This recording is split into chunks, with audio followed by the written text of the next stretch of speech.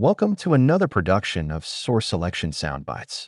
These productions foster learning, insight, and the ability to perform.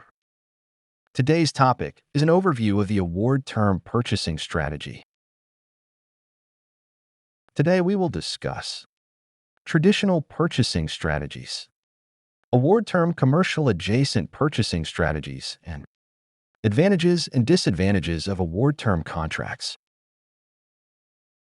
Traditional purchasing strategies, among other things, have certain attributes such as primary emphasis on price, short-term contracts, arm's-length negotiations, many suppliers, and a clear delineation of responsibility.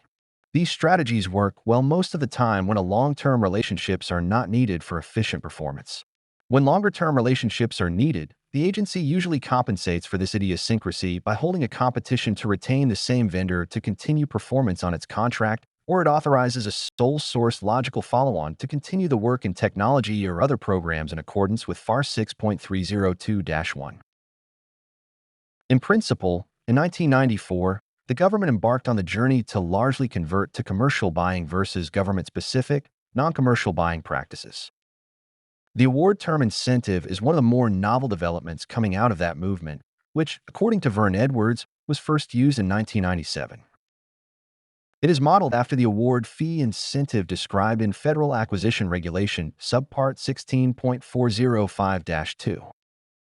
However, instead of rewarding a contractor for excellent performance with an additional fee, it rewards the contractor by extending the contract period of performance without a new competition. The award term acquisition strategy is an effective tool to emulate the long-term strategic relationships found in the commercial sector.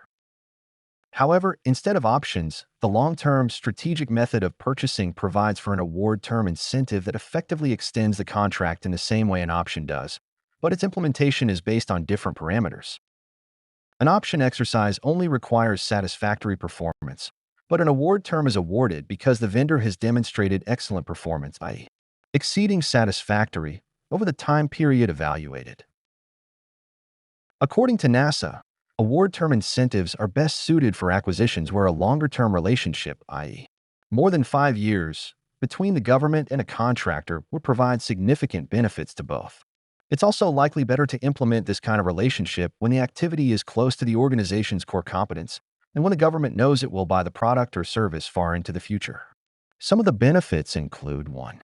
Motivating excellent performance. 2. Fostering contractor capital investment. 3.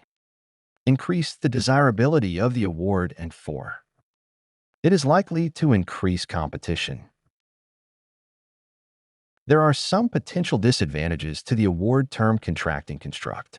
They include supplier opportunism, selecting the wrong suppliers, volume uncertainty, the opportunity costs of focusing on one customer, and being locked into a relationship with a buyer that has become unreasonable. To wrap things up, let's review what we discussed. We discussed traditional purchasing strategies that reflected how the government conducted business in the past. Second, we discussed the award term commercial purchasing technique. And third, the advantages and disadvantages of the award term technique. Thank you for watching another episode of Source Selection Soundbites. For additional information, check out some of the other videos in this series, other productivity partners materials, or our Source Selection Answer app that is available on the Google Play Store and Apple Store. In any event, thanks for watching, and see you next time.